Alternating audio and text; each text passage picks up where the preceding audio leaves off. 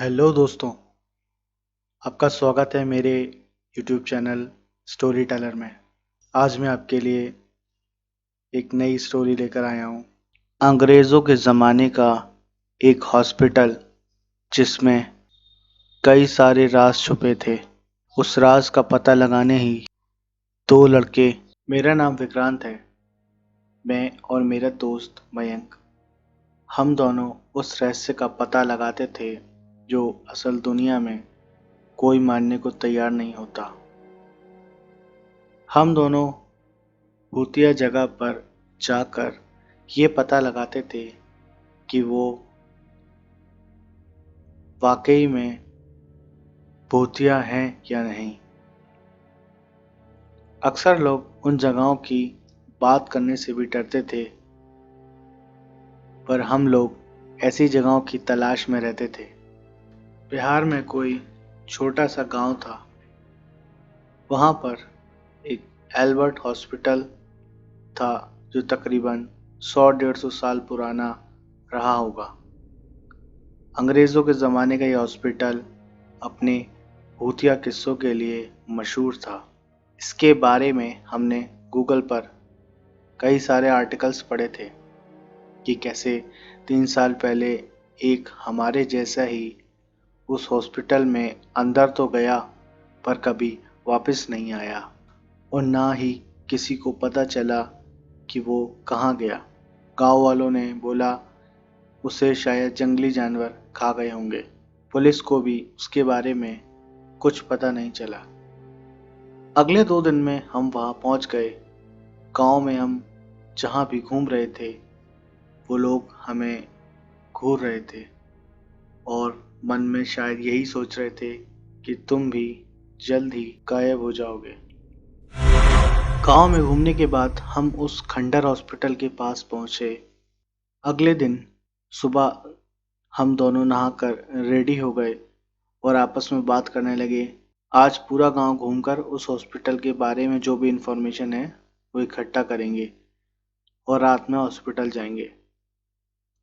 गांव में घूमते घूमते कुछ लोगों से बात करते करते हमें बहुत हैरानी होने लगी कि इस हॉस्पिटल के न जाने कितने भूतिया किस्से थे और समझ में ये नहीं आ रहा था कि किस पर यकीन करें। तकरीबन 7 बजे हम लोग उस हॉस्पिटल के आसपास फोटोज क्लिक कर रहे थे, तभी हमें एक बहुत उम्रदराज काका मिले। उनसे पूछा, काका क्या कहानी है इस भूतिया हॉस्पिटल की?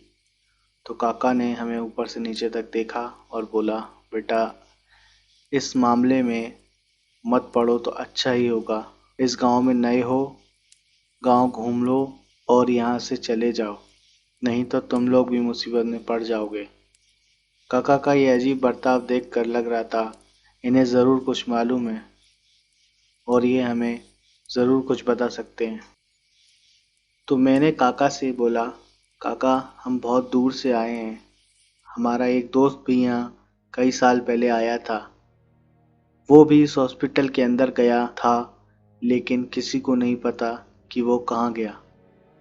पुलिस ने पूरा हॉस्पिटल छान मारा पर उसका कुछ पता नहीं लगा था। तो काका ने एक गहरी सांस भरते हुए कहा, देखो बेटा, ऐसा है, ये अस्पताल आज से 150 साल पहले कोई डेविड साहब थे, उन्होंने गांव वालों और अपने लोगों के लिए बनवाया था। पर कुछ डॉक्टर्स को ये पसंद नहीं था कि वो इन गरीब गांव वालों का इलाज करें, इसलिए कई सारे डॉक्टर्स यहाँ से चले गए और कुछ समय बाद इसमें नए डॉक्टर आए। पर वो बहुत ही लापरवाह डॉक्टर थे, किसी का भी इलाज वो लोग ठीक से नहीं करते थे। कुछ समय बाद यहाँ के कुछ रसूखदार लोगों ने इसका विरोध किया तो अंग्रेजों ने उनकी बात मान ली और देश के बाहर से एक सीनियर डॉक्टर को बुलाया गया जो गांव वालों का इलाज कर सके। पर जैसा सोचा था वैसा बिल्कुल नहीं हुआ। सब कुछ बदल गया। सब कुछ बदल गया जब डॉक्टर विलियम यहाँ आए। वो बहुत ही संघी डॉक्टर था। यहाँ की जो गरीब जनता थी, उनके परिवार का कोई भी उनसे इलाज नहीं करवाना चाहता था। उनसे जो भी इलाज करवाता उसकी मौत हो जाती। गांव वालों का मानना था ये डॉक्टर नहीं चाहता कि कोई भी गांव वाला इस हॉस्पिटल में इलाज कराए, इसलिए वो जानबूझकर उनकी हत्या कर देता था। इसलिए उसको सनकी डॉक्टर भी बोलते थे। उसकी सनक इस हद तक बढ़ गई थी, काका अचानक शांत हो गए और फिर सुना था कि वो एक अजीब सा प्रयोग कर रहा था।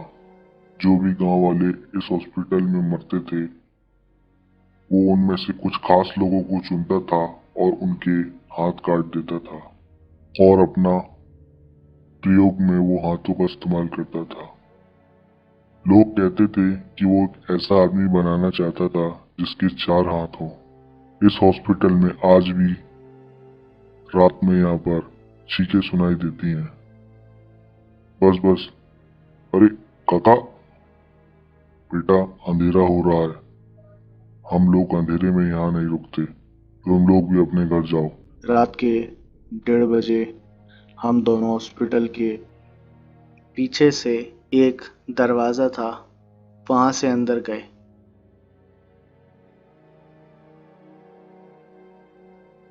वाकई में सालों से यहाँ कोई इंसान तो क्या जानवर भी नहीं आया था। हमने देखा कि पूरे हॉस्पिटल में सारी खिड़की दरवाजे सब टूटे फूटे पड़े हुए थे। सारा फर्नीचर खराब हो चुका था।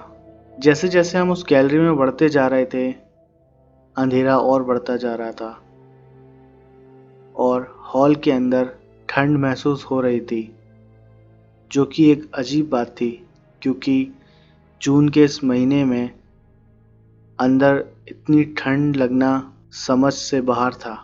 यहाँ हम ये सब सोच ही रहे थे कि उस गैलरी के अंत से एक जोरदार आवाज आ रही थी,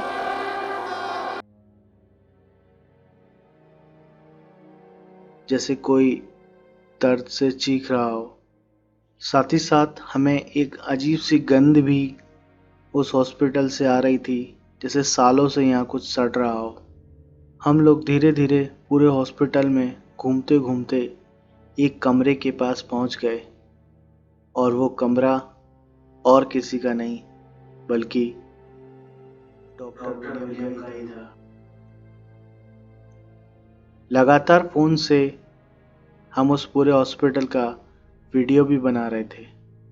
हम थोड़ा डर भी रहे थे कि कहीं गांव वालों की बात में कुछ सच्चाई तो नहीं। हम दोनों ने हिम्मत करके उस रूम का गेट खोला और गेट बड़ी आसानी से खुल गया, जैसे वो कमरा हमारा ही इंतज़ार कर रहा था। हम अंदर गए तो देखा वो कमरा किसी अजीब सी गंध से भरा हुआ था। मैंने मोबाइल की टॉर्च में देखा कि एक लाश वहीं स्ट्रेचर पर रखी हुई थी। उसके सारे बदन से खून निकल रहा था। ध्यान से देखने पर पता चला वो लाश तकरीबन 1 साल पुरानी होगी। अभी तक जो भी मजाक मस्ती चल रही थी, अब वो खौफ में बदल चुकी थी।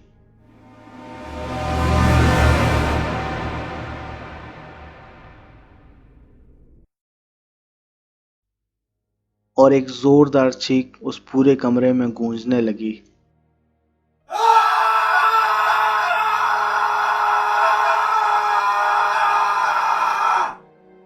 हम दोनों ने उस कमरे से भागने की कोशिश की, पर गेट अपने आप ही बंद हो गया।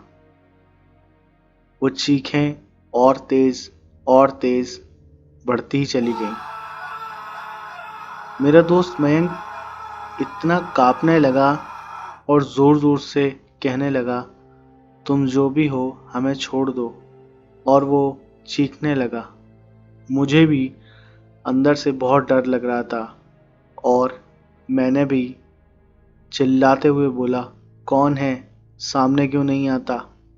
थोड़ी ही देर बाद सब शांत हो गया और जो नज़ारा हमारी आंखों के सामने था उस पर हमें बिल्कुल भी यकीन नहीं हो रहा था। हमने देखा कि एक डॉक्टर उसी लाश के पास खड़ा है और उस लाश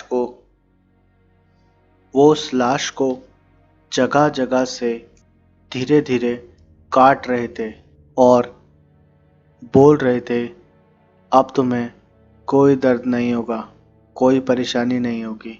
ये सब देख के हम तो मानो बेहोश ही होने वाले थे।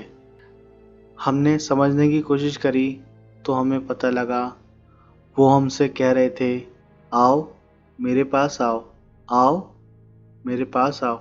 मैंने जैसे भी करके अपने दोस्त से कहा, चल भाग यहाँ से, और हमने गेट तोड़ दिया।